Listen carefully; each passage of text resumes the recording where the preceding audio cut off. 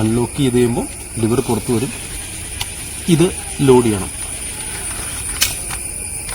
Load ചെയ്തിട്ട് തിരിച്ചാ പ്ലേസിൽ ലോക്ക് ചെയ്യണം.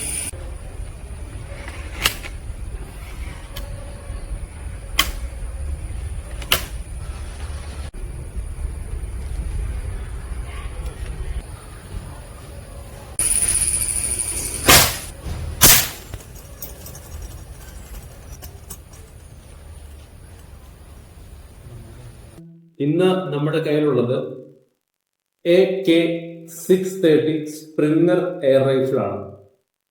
ഇത് ഉപയോഗിക്കാൻ നിങ്ങൾക്ക് ഇന്ത്യയിലെ ലൈസൻസിന്റെ ആവശ്യമില്ല. കാരണം ഇത് ഒരു .177 എയർ റൈഫിൾ ആണ്. .22 ആണെങ്കിൽ നിങ്ങൾക്ക് ലൈസൻസ് വേണം. ഞാൻ പറയേണ്ട ആവശ്യമില്ല, പലർക്കും പറയാവുന്ന കാര്യമാണ്. ഇതിന്റെ പ്രത്യേകത എന്തൊക്കെയാണ് നോക്കാം. ഇതൊരു ഫിക്സഡ് ബാരൽ എയർ റൈഫിൾ ആണ്.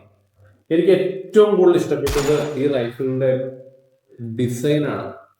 ഇല്ലേ, നിങ്ങൾക്കും തോന്നുന്നുണ്ടാവാം നമ്മുടെ ഒരു ഭയങ്കര ഒരു ക്ലാസി ലുക്കാണ് റൈഫിളിന്.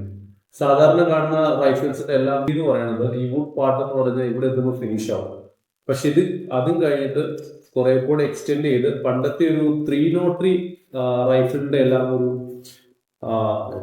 ഡിസൈൻ നമുക്ക് തരുന്നുണ്ട് റൈഫിൾ. ഇത് ബ്രേക്ക് ബാരൽ അല്ല, ഫിക്സഡ് ബാരലാണ്. ബ്രേക്ക് ബാരലിന് ഉള്ള പ്രശ്നങ്ങൾ എന്തൊക്കെയാണെന്ന് വെച്ചിട്ടുണ്ടെങ്കിൽ നമ്മൾ എപ്പോഴും പെല്ലറ്റ് ലോഡ് ചെയ്യാൻ വേണ്ടി ഈ ബാരൽ ബ്രേക്ക് ചെയ്ത് കുറെ നാൾ കഴിയുമ്പോൾ അതിന്റെ ആക്യുറസിയിൽ കുറെ പ്രശ്നങ്ങൾ ഉണ്ടാവാറുണ്ട്. പക്ഷെ ഫിക്സഡ് ബാരലിലേക്ക് വരുമ്പോൾ അങ്ങനെ ഒരു പ്രശ്നമല്ല. പക്ഷെ സാധാരണ അണ്ടർ ലിവറിന്റെ എല്ലാം ലിവർ എക്സ്റ്റൻഷന്റെ ഇവിടെ വരെ ഉണ്ടാവാറുണ്ട്. പക്ഷെ ഇതിന്റെ അണ്ടർ ലിവർ കുറച്ചുകൂടെ ഹൈഡ് ചെയ്ത് വരുമ്പോഴത്തേക്ക് ഈ റൈഫിളിന്റെ ഇവിടെയാണ് ഇതിന്റെ അണ്ടർ ലിവർ കൊടുത്തിരിക്കുന്നത്. ഇങ്ങനെ വെച്ച് നോക്കിക്കഴിഞ്ഞാൽ നിങ്ങൾക്ക് ലിവർ കാണാം. ഈ ലിവറിൽ സ്വിച്ച് ഉണ്ട്. ആ സ്വിച്ച് പ്രസ് ചെയ്ത് കഴിഞ്ഞാൽ ലിവർ പുറത്തു വരും. ഈ ലിവർ വലിച്ച് നിങ്ങൾക്ക് ലോഡ് ചെയ്ത് ഈ ലിവർ വലിച്ചതിന് ശേഷം തിരിച്ച് ലിവറിനെ ഇവിടെ കൊണ്ടുവന്ന് ലോക്ക് ചെയ്തതിന് ശേഷം നിങ്ങൾക്ക് ഇവിടെ ഒരു ലിവർ കാണാം. ഈ ലിവർ പുള്ളി ചെയ്ത് കഴിയുമ്പോൾ ഇതിന്റെ ചേമ്പർ ഇവിടെ ഓപ്പൺ ആവും. അതിലേക്ക് പെല്ലറ്റ് വെർട്ടിക്കൽ ആയിട്ടാണ് ഇതിനെ ലോഡ് ചെയ്യുന്നത്. അതിനുശേഷം ഈ ലിവറിനെ തിരിച്ച് ഇതിന്റെ പ്ലേസിലേക്ക് വെക്കും. പിന്നെ ട്രിഗർ പുള്ളി ചെയ്ത് കഴിഞ്ഞാൽ ഫയർ ആവും. ഇതിങ്ങനെ ഡിസൈൻ ചെയ്യാനുള്ള കാരണം വേറെ ഒന്നുമല്ല, സേഫ്റ്റി മാത്രമാണ്. പണ്ടത്തെ ഡിസൈനിൽ നമ്മൾ ഇതിനെ താഴത്തേക്ക് പുള്ളി ചെയ്ത് വെച്ചിട്ട് ഇതിനെ താഴത്തേക്ക് വലിച്ച് വെച്ചിട്ട് വേണം നമുക്ക് ഇതിനെ ലോഡ് ചെയ്യാൻ വേണ്ടി. പക്ഷെ അങ്ങനെ വെക്കുന്ന സമയത്ത് നമ്മൾ ഇതിൽ ഒരു കൈ ഇതിനകത്ത് ഹോൾഡ് ചെയ്ത് വെക്കണം.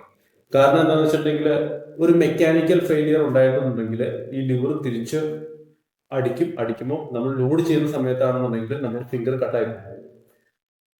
അതിനെ ഒഴിവാക്കാൻ വേണ്ടിയിട്ടാണ് ഇത് ഇങ്ങനെ ഡിസൈൻ ചെയ്തിരിക്കുന്നത്. ഈ വെപ്പണിന്റെ പ്രൈസ് എന്ന് പറയുന്നത് 14,500 രൂപയാണ്. ഇത് ഞാൻ മേടിച്ചത് ഇൻവിൻസിബിൾ ആർമറി ഷോപ്പിൽ നിന്നാണ്. കേരളത്തിലൊരു ഷോപ്പല്ല, പഞ്ചാബിലുള്ളവരാണ്.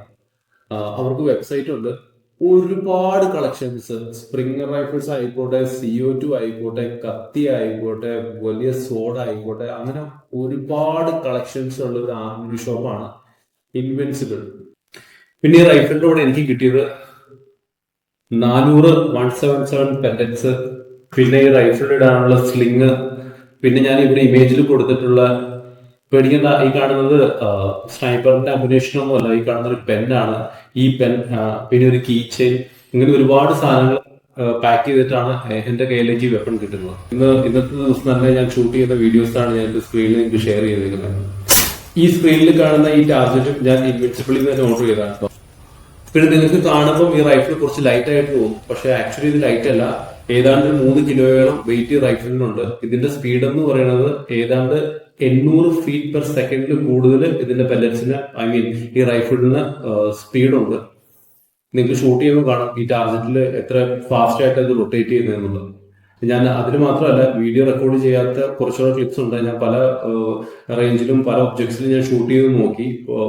ഒന്നും പറയാനില്ല, ഭയങ്കര സ്പീഡുള്ള റൈഫിളാണ്. അപ്പൊ നിങ്ങൾക്ക് എന്തെങ്കിലും ഡൗട്ട് ഉണ്ടെങ്കിൽ കമന്റ് സെക്ഷനിൽ ചോദിക്കാം, ഞാൻ അതിൽ റിപ്ലൈ ചെയ്യുന്നതായിരിക്കും.